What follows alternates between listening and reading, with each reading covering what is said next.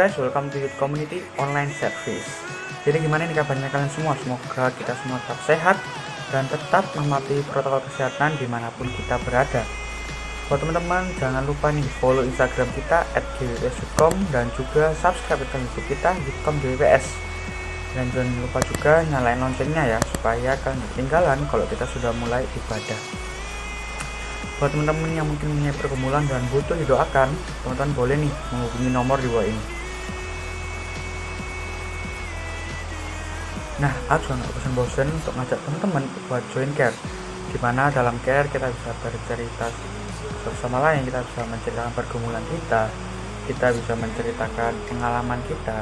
Pokoknya dalam care itu kita bisa bercerita banyak hal. Nah, buat teman-teman yang mau tahu infonya lebih lanjut, teman-teman boleh nih langsung kontak Instagram kita lewat DM. Minggu lalu kita sudah membahas mengenai prajurit Kristus, di mana kita sebagai prajurit Kristus seharusnya bisa mencerminkan Kristus di dunia ini. Nah, sebelum kita lanjut ke ibadah hari ini, kita mendengarkan salah satu sharing dari kakak di Youth Community. Ini dia sharing room.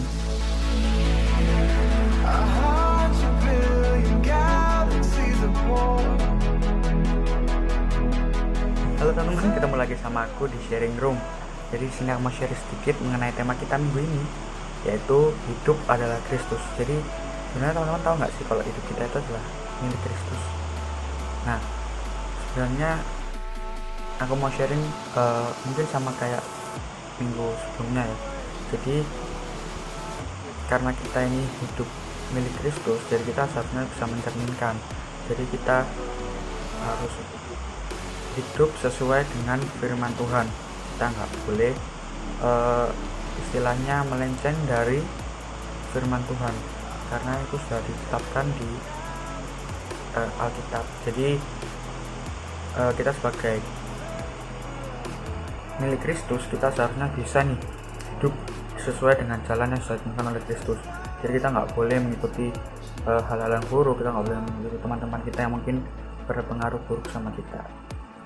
Jadi cuman mungkin segitu aja. Selamat hari Minggu, happy Sunday, dan selamat beribadah. Shalom teman-teman yang dikasihi oleh Tuhan. Gak kerasa kita sudah ada di bulan Maret, di minggu ketiga tahun 2021. Pastinya kita selalu melewati hari-hari bersama dengan penyertaan Tuhan yang sungguh luar biasa. Sebelum kita mau mulai ibadah sore hari ini, mari sama-sama kita mau berdoa, kita mau satukan hati kita mau satukan hidup kita untuk kita sama-sama memuji, menyembah Tuhan. Mari kita berdoa. Tuhan Yesus, terima kasih Tuhan untuk kesempatan sore hari ini kami bisa ada sampai saat ini. Itu semua karena kemurahan Tuhan dalam hidup kami. Kami sungguh bersyukur kami punya Tuhan yang luar biasa selalu ada dalam hidup kami Tuhan. Kami sungguh bersyukur Tuhan Yesus. Tuhan, berkati ibadah kami dari awal hingga akhirnya nanti, kiranya penyertaan Tuhan sungguh sempurna dalam hidup kami. Roh Kudus-Mu dapat melawat setiap hati kami, hidup kami Tuhan, supaya kami bisa merasakan bahwa hadirat Tuhan begitu nyata dalam hidup kami. Terima kasih Tuhan Yesus, terima kasih. Kami siap untuk memuji, memuliakan Tuhan. Hanya di dalam nama Tuhan Yesus Kristus kami sudah berdoa dan mengucap syukur. Haleluya, amin. Sama-sama kita mau bertepuk tangan untuk Tuhan kita. Karena kita percaya kita punya Tuhan yang perkasa, kita punya Kristus yang luar biasa dalam hidup kita.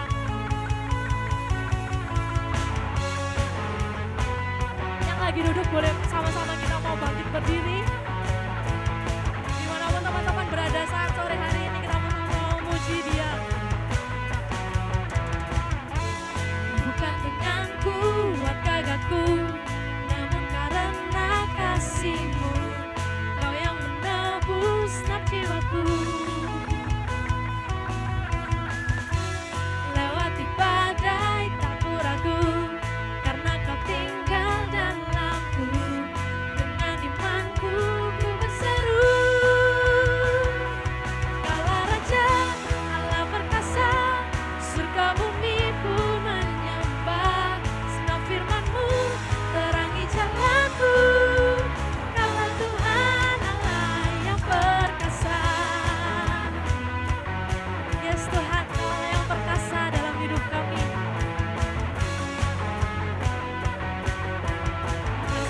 kita katakan bukan dengan kuat gagah, bukan dengan kuat gagahku, namun karena kasih-Mu, Kau yang menebus setiap jiwaku. Lewati badai, tak ku ragu, karena Kau tinggal dalamku. Dengan imanku ku berseru,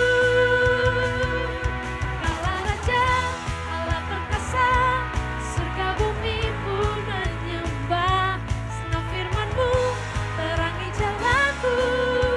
Kaulah Tuhan, Kaulah Raja, Allah perkasa, surga bumi pun menyembah. Senang firman-Mu terangi jalanku. Kaulah Tuhan, Allah yang perkasa. Mari sama-sama kita bertepuk tangan untuk Tuhan kita yang perkasa, Tuhan kita yang hebat. Yes Tuhan.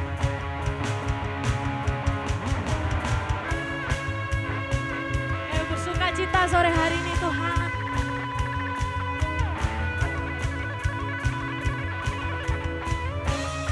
Mari sama-sama kita mau katakan, Allah perkasa, surga bumi pun menyembah. Senang firman-Mu terangi jalanku. Kaulah Tuhan, Kaulah Raja, Allah perkasa, surga bumi pun menyembah. Senang firman-Mu terangi jalanku. Kaulah Tuhan, Kaulah Raja, Allah perkasa, surga bumi pun menyembah. Senang firman-Mu terangi jalanku. Kaulah Tuhan, Allah yang perkasa.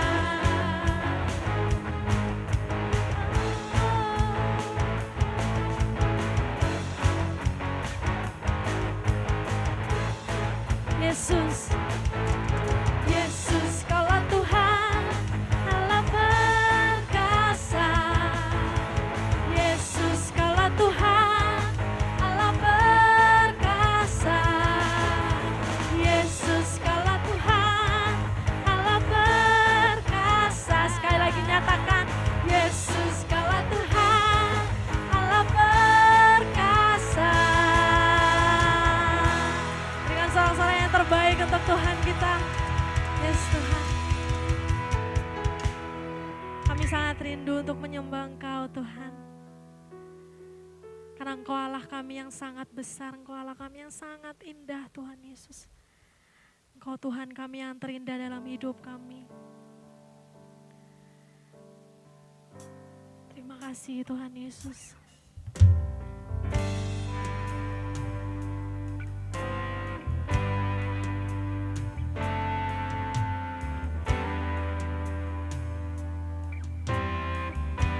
Kami rasakan hadirat-Mu dalam hidup kami Tuhan.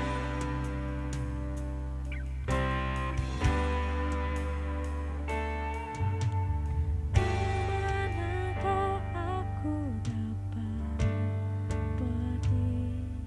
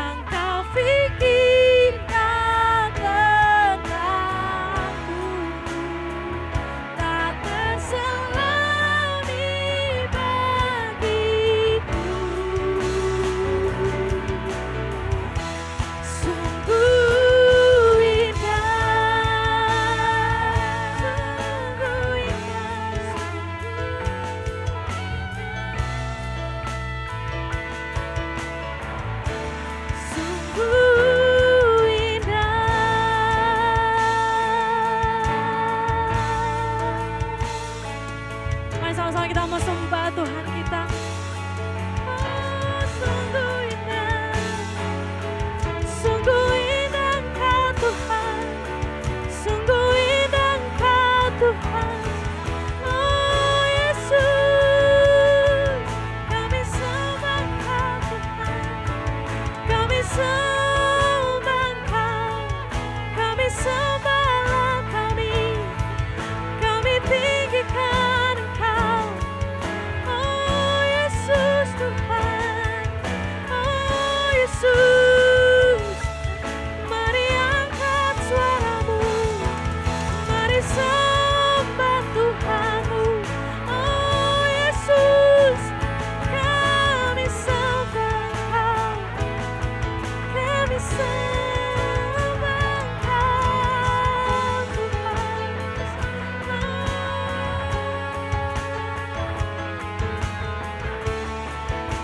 Oh Yesus, oh Yesus,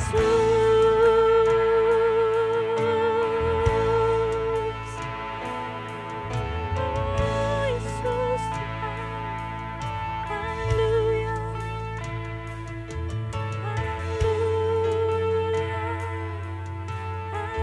haleluya, haleluya,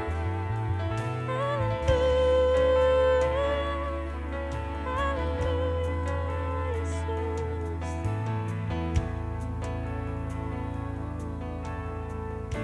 Yes, Tuhan.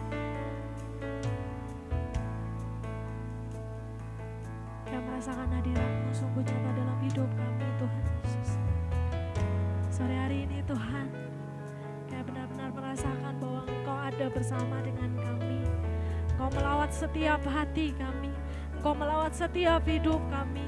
Kami bersyukur Tuhan Yesus, kami sungguh bersyukur. Apapun kondisi kami saat ini Tuhan, kami mau serahkan semuanya ke dalam tangan-Mu Tuhan Yesus. Karena kami percaya kami punya Tuhan yang sungguh luar biasa dalam hidup kami. Engkau mampu melawat setiap hati kami. Engkau mampu melakukan segala sesuatu yang terbaik untuk setiap kami Tuhan Yesus. Terima kasih Tuhan Yesus, terima kasih.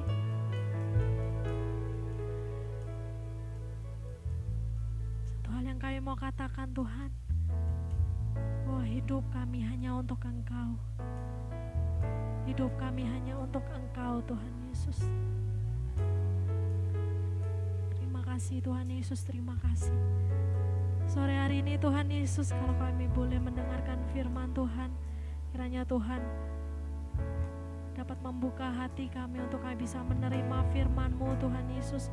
Kami dapat dengar-dengaran akan firman-Mu Tuhan, dan firman-Mu dapat meneguhkan setiap hati kami, dapat meneguhkan hidup kami Tuhan Yesus.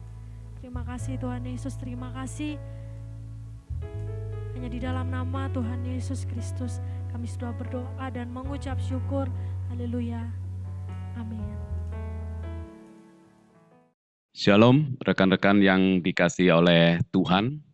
Kita bersyukur kepada Tuhan kalau pada hari ini kita dapat kembali beribadah kepada Tuhan dan mendengarkan kebenaran firman Tuhan.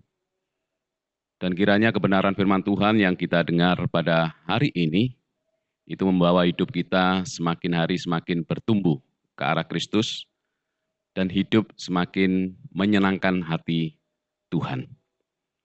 Tema firman Tuhan pada hari ini adalah hidup adalah Kristus. Mari kita buka Alkitab kita di dalam Filipi pasal yang pertama ayat 12 sampai 22. Filipi pasal yang pertama ayat 12 sampai 22. Demikian bunyi firman Tuhan. Kesaksian Paulus dalam penjara. Aku menghendaki saudara-saudara supaya kamu tahu bahwa apa yang terjadi atasku ini justru telah menyebabkan kemajuan Injil. Sehingga telah jelas bagi seluruh istana dan semua orang lain bahwa aku dipenjarakan karena Kristus.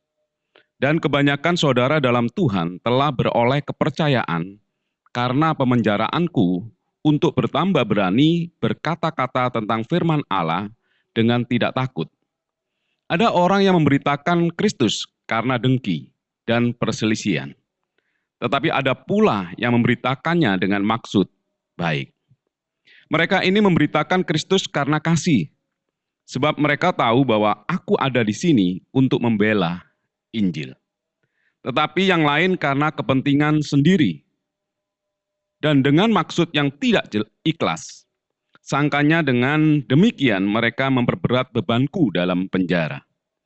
Tetapi tidak mengapa, sebab bagaimanapun juga Kristus diberitakan, baik dengan maksud palsu maupun dengan jujur. Tentang hal itu aku bersukacita, dan aku akan tetap bersukacita. Karena aku tahu bahwa kesudahan semuanya ini ialah keselamatanku oleh doamu dan pertolongan Roh Yesus Kristus. Sebab yang sangat kurindukan dan kuharapkan ialah bahwa aku dalam segala hal tidak akan beroleh malu, melainkan seperti sedia kala. Demikian pun sekarang, Kristus dengan nyata dimuliakan di dalam tubuhku, baik oleh hidupku maupun oleh matiku. Karena bagiku hidup adalah Kristus dan mati adalah keuntungan. Tetapi jika aku harus hidup di dunia ini, itu berarti bagiku bekerja memberi buah. Jadi mana yang harus kupilih, aku tidak tahu.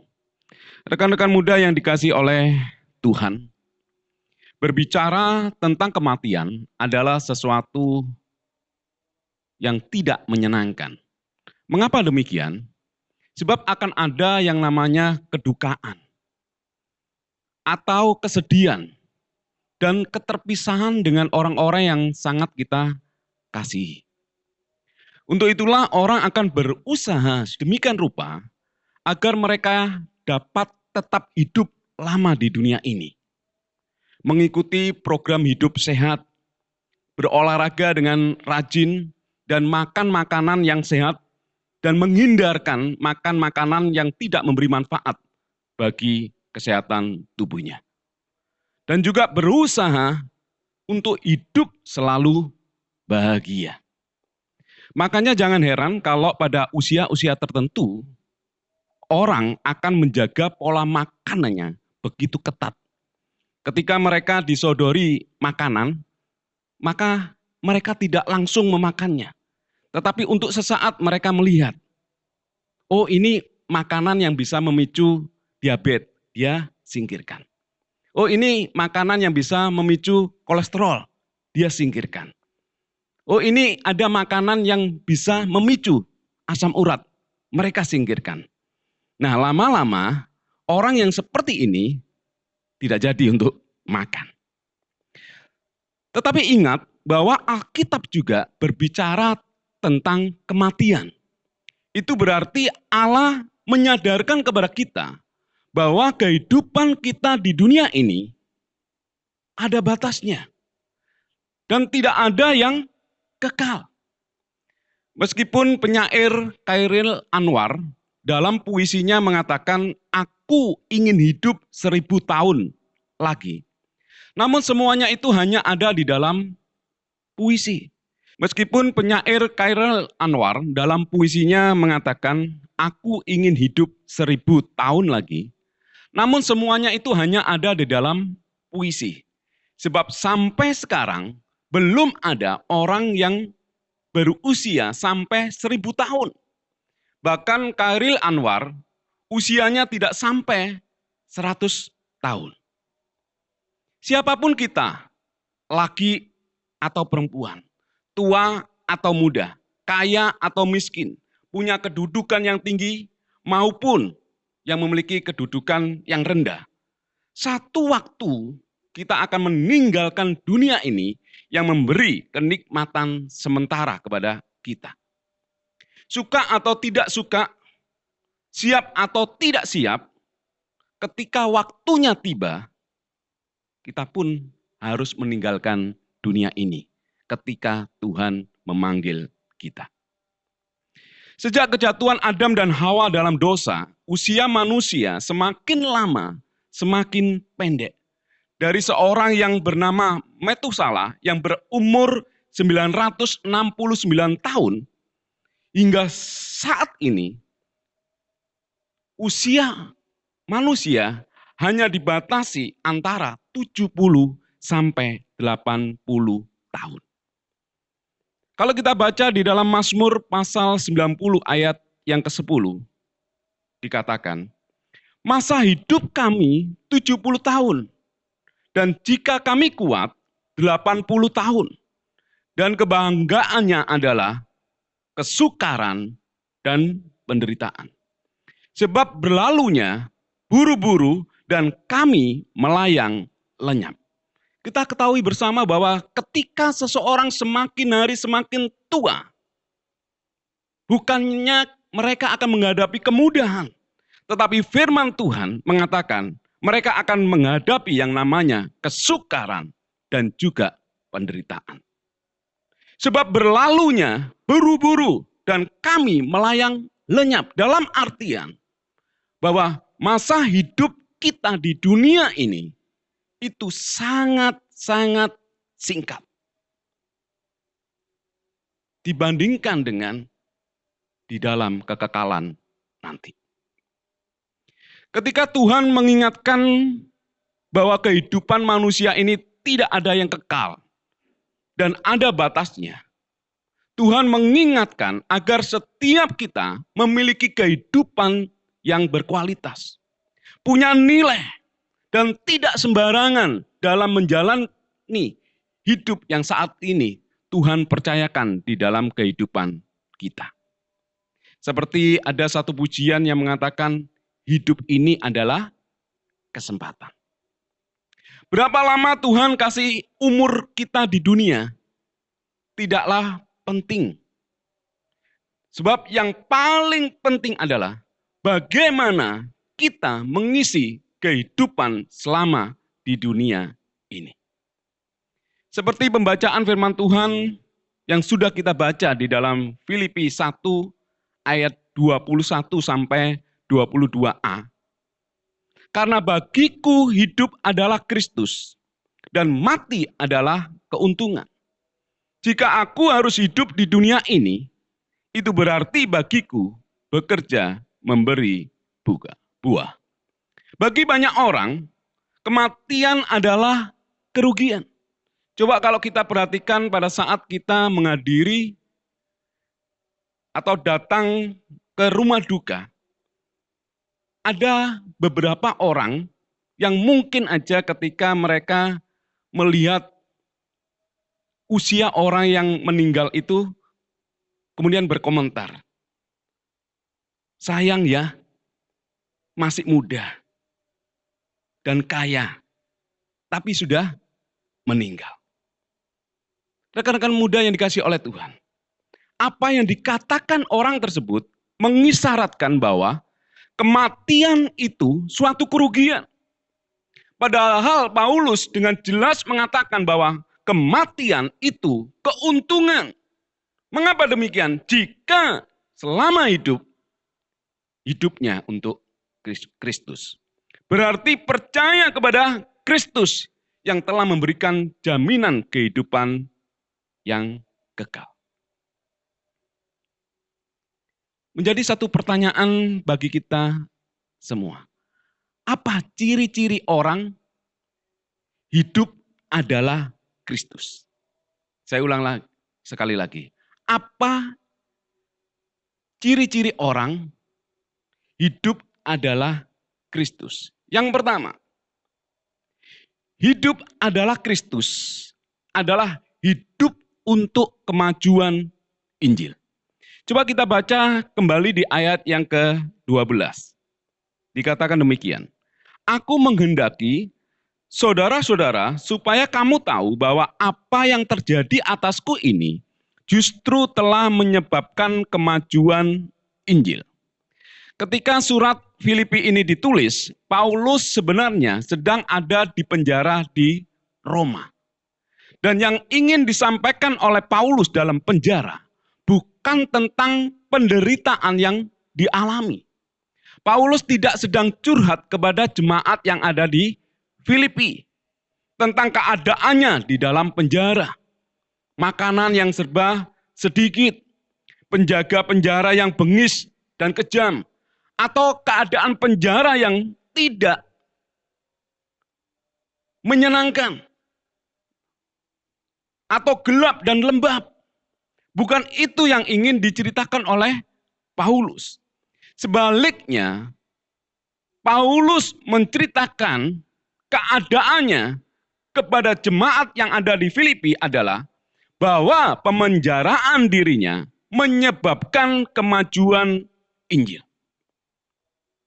Perlu diketahui bahwa Paulus adalah tahanan istimewa, sehingga ia harus hidup di bawah pengawasan militer yang ketat selama 24 jam.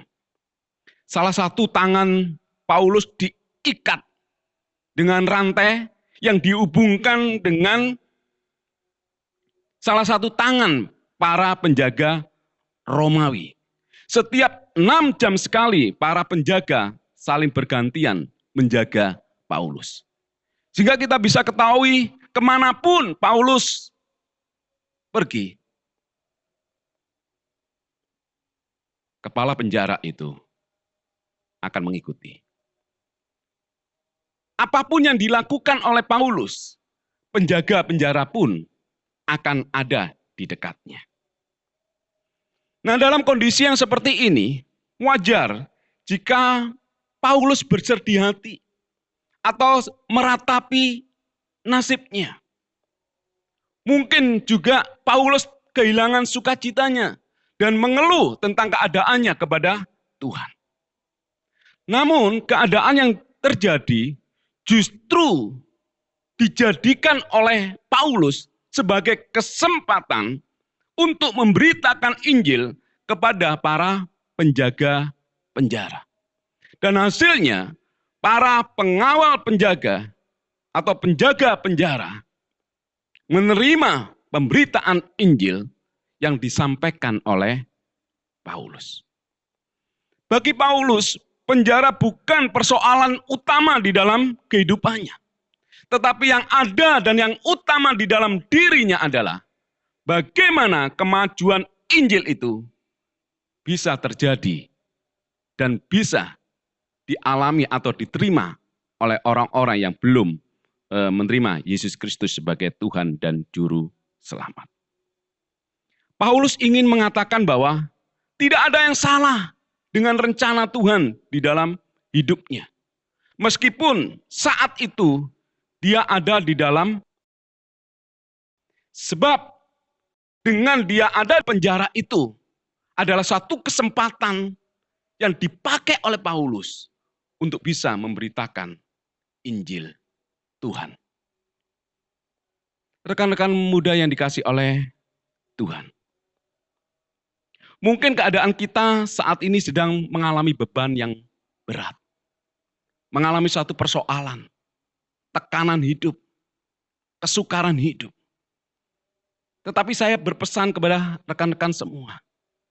Jangan jadikan itu semua menjadi penghalang kita untuk kita tidak memberitakan Injil. Justru dengan keadaan yang terjadi pada kita saat ini, itu menjadi satu kesempatan bagi setiap kita, orang-orang percaya, untuk bisa memberitakan Injil dimanapun kita berada. Kita bisa memberitakan Injil kepada orang-orang yang ada di dekat kita. Mungkin papa mama kita, mungkin saudara-saudara kita. Atau kita bisa memberitakan Injil kepada teman-teman kerja kita. Mungkin kita juga bisa memberitakan Injil kepada rekan-rekan kita. Apapun keadaan kita, harus tetap dijadikan kesempatan untuk kita memberitakan Injil. Sehingga dengan demikian, Injil akan bisa disebarluaskan. Dan akan ada banyak orang-orang yang diselamatkan karena mereka menerima Yesus Kristus sebagai Tuhan dan Juru Selamat. Yang kedua, apa ciri-ciri orang hidup adalah Kristus? Yang kedua adalah tetap fokus terhadap panggilan. Coba kita baca di ayat yang 13 sampai 18. Sehingga telah jelas bagi seluruh istana dan semua orang lain bahwa aku dipenjarakan karena Kristus. Dan kebanyakan saudara dalam Tuhan telah beroleh kepercayaan karena pemenjaraan hamba berani berkata-kata tentang firman Allah dengan tidak takut. Ada orang yang memberitakan Kristus karena dengki dan perselisihan. Tetapi ada pula yang memberitakannya dengan maksud baik. Mereka ini memberitakan Kristus karena kasih. Sebab mereka tahu bahwa aku ada di sini untuk membela Injil. Tetapi yang lain karena kepentingan sendiri dan dengan maksud yang tidak ikhlas. Sangkanya dengan demikian mereka memperberat bebanku dalam penjara. Tetapi tidak mengapa, sebab bagaimanapun juga Kristus diberitakan, baik dengan maksud palsu maupun dengan jujur. Tentang hal itu aku bersuka cita, dan aku akan tetap bersuka cita. Rekan-rekan muda yang dikasihi oleh Tuhan, seluruh istana Romawi dan semua orang sudah tahu bahwa Paulus dipenjarakan bukan karena dia berbuat jahat. Paulus dipenjarakan oleh karena Injil. Tetapi kita ketahui bersama, justru melalui penjaralah banyak orang Kristen semakin berani memberitakan Injil Tuhan. Sehingga dengan demikian, Injil bisa diberitakan secara luas. Namun demikian Paulus tahu ada beberapa orang yang memberitakan Injil dengan motivasi yang salah. Mereka memberitakan Injil untuk kepentingan diri sendiri. Mereka memberitakan Injil dengan tidak ikhlas. Namun dengan demikian, Paulus tetap bersuka cita. Bagi Paulus, selama Kristus diberitakan dan Injil yang sejati disebarluaskan, maka tidak ada alasan untuk tidak bersuka cita. Paulus tidak mau dirinya terganggu dengan orang-orang yang memberitakan Injil dengan motivasi yang salah. Paulus tetap fokus terhadap panggilannya untuk tetap memberitakan Injil Tuhan. Rekan-rekan muda yang dikasihi oleh Tuhan, gereja itu bukan tempat sekumpulan orang-orang suci. Gereja adalah tempat sekumpulan orang-orang yang tidak sempurna, yang belajar firman Tuhan bersama-sama. Sehingga tidak tertutup kemungkinan kita akan menemukan orang-orang Kristen yang bisa menyebabkan kita tersinggung, yang menyebabkan kita menjadi marah, yang menyebabkan kita sakit hati. Atau kita akan menjumpai orang-orang yang memiliki motivasi yang bagi kita tidak benar.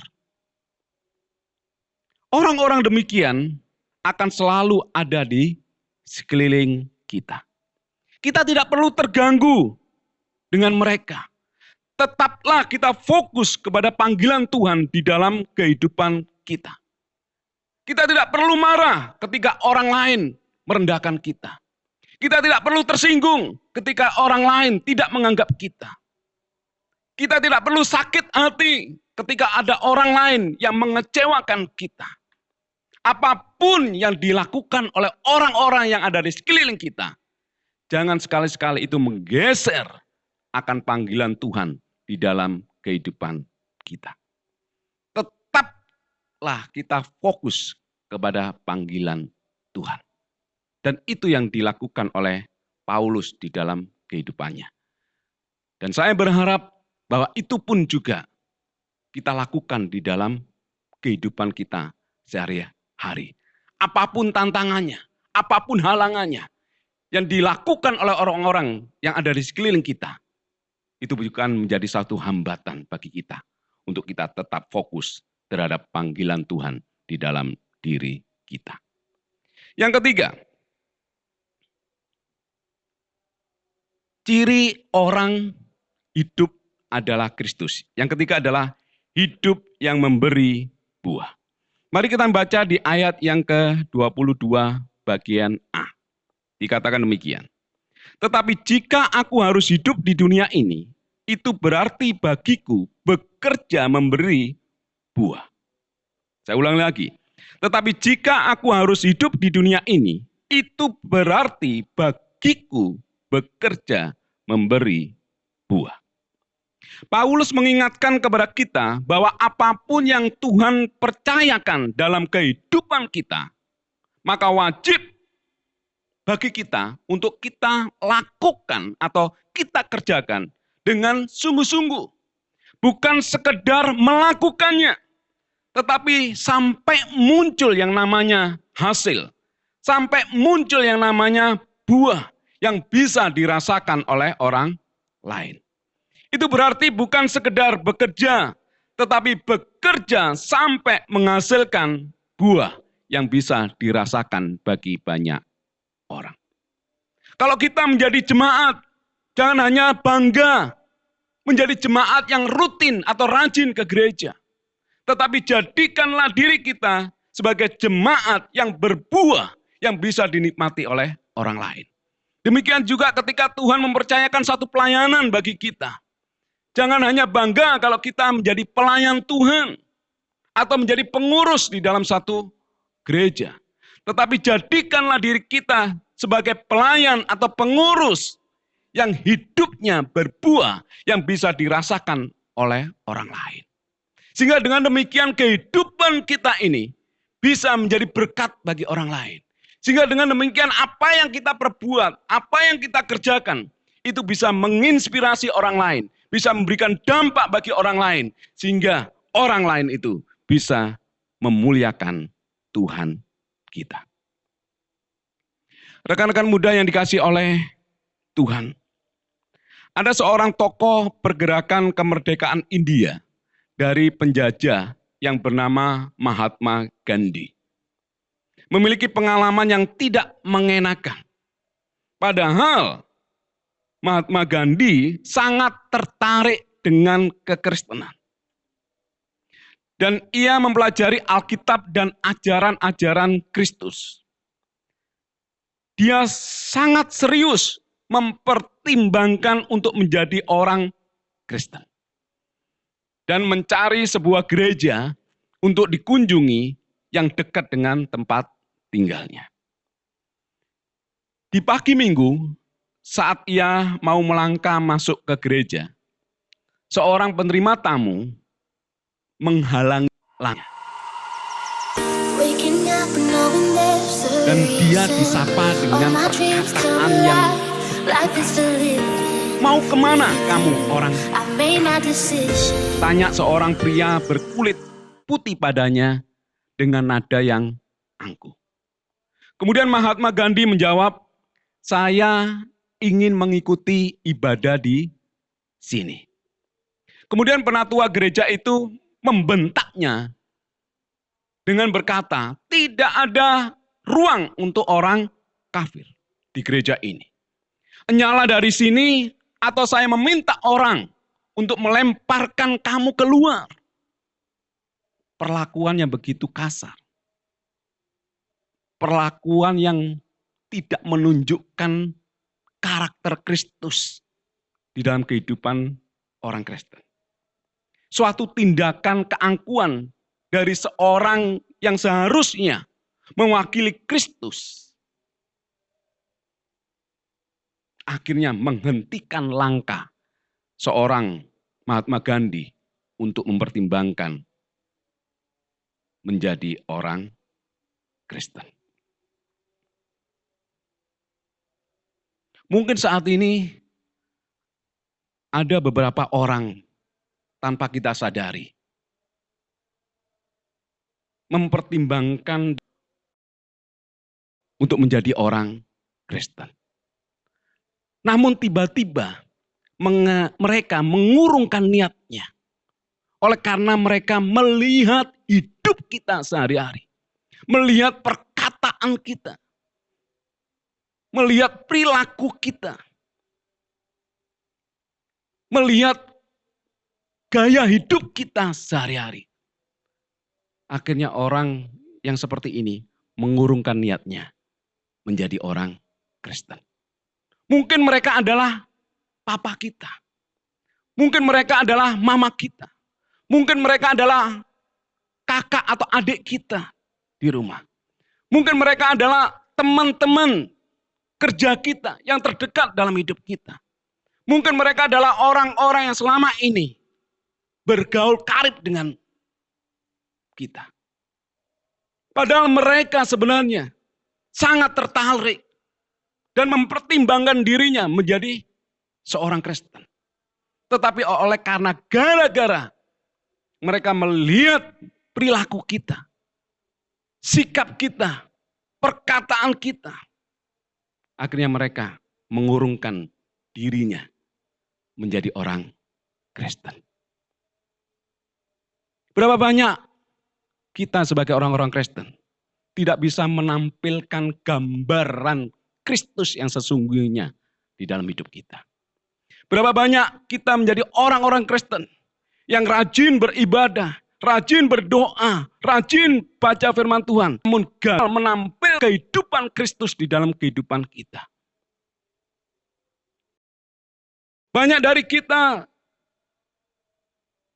menjadi orang-orang Kristen tidak bisa menghasilkan buah yang bisa dinikmati, yang bisa dikecap oleh orang lain, dan bisa dirasakan oleh orang lain.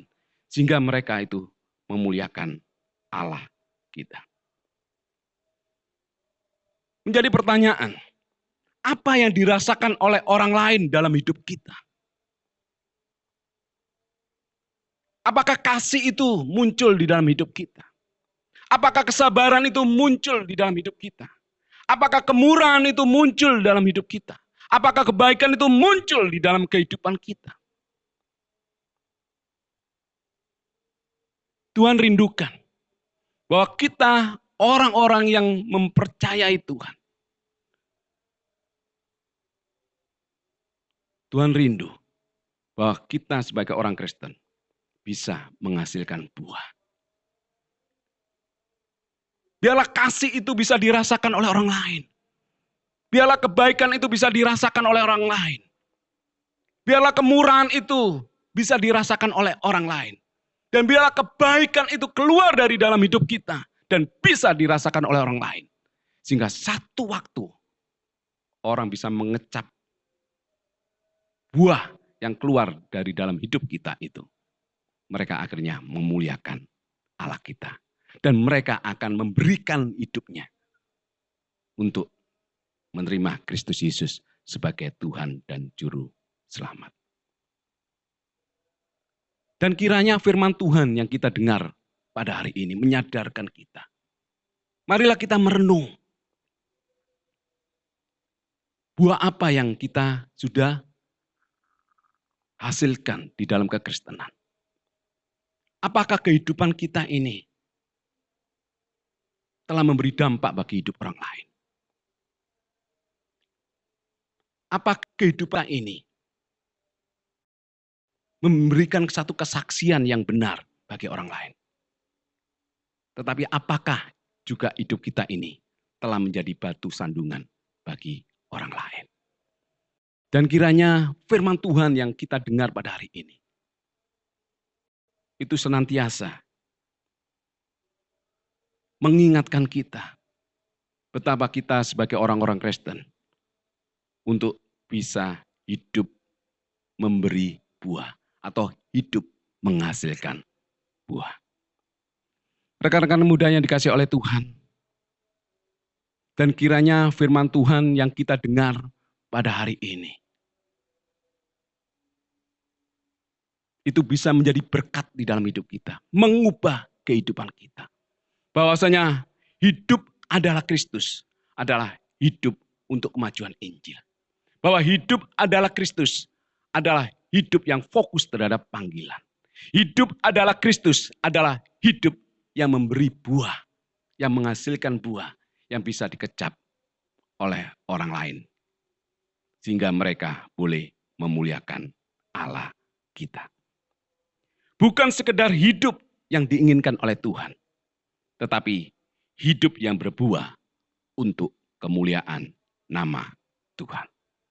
Tuhan Yesus memberkati kita semua. Amin. Mari kita berdoa. Tuhan, kami bersyukur dan terima kasih ya Tuhan. Kalau pada hari ini kami boleh berkesempatan mendengarkan kebenaran firman-Mu. Dan kiranya kebenaran firman yang boleh kami dengar pada hari ini, itu menyadarkan akan diri kami ya Tuhan. Bahwasanya orang hidup adalah Kristus, adalah orang yang hidup untuk kemajuan Injil. Orang yang hidup hanya fokus terhadap panggilan. Orang yang hidup yang menghasilkan buah. Kami rindu ya Tuhan, dimanapun kami berada, kami boleh memberitakan Kristus itu pada orang-orang yang di sekitar kami. Kami rindu ya Tuhan, apapun yang terjadi di dalam kehidupan kami, itu tidak menggeser panggilan Tuhan di dalam diri kami. Dan kami juga rindu ya Tuhan, sebagai orang Kristen, menghasilkan buah yang bisa dikecap dan yang bisa dinikmati oleh orang-orang di sekitar kami. Sehingga mereka ya Tuhan, memuliakan Engkau ya Tuhan. Terima kasih ya Tuhan, berkati anak-anak muda yang pada saat ini yang telah mendengar kebenaran firman-Mu. Dimanapun mereka berada, Engkau memberkati mereka ya Tuhan. Dengan kesehatan dan kekuatan. Dan kiranya Tuhan Kau melindungi dan menjagai mereka. Dan apapun yang mereka kerjakan. Tuhan berkati di dalam kehidupan pribadinya. Tuhan berkati juga di dalam pekerjaan mereka. Tuhan berkati juga dalam studi mereka.